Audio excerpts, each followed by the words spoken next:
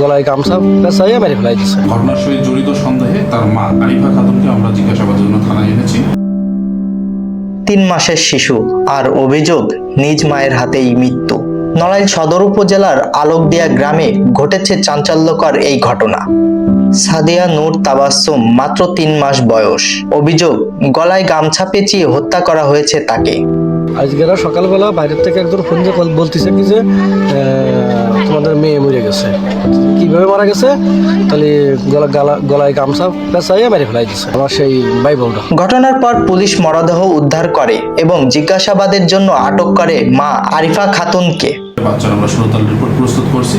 সুরতাল report প্রস্তুত করে তার লাশ ময়নাতদন্তের জন্য আমরা নড়াইল সদর হসপিটালে প্রেরণ করেছি। আমরা ঘটনার সহিত জড়িত সন্দেহে তার মা অর্থাৎ আরিফা খাতুনকে আমরা জিজ্ঞাসাবাদের জন্য থানায় এনেছি।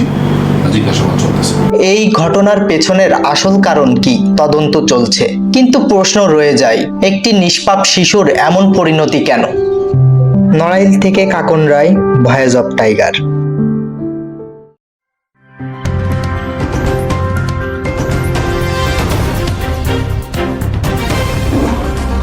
Voice of Tiger.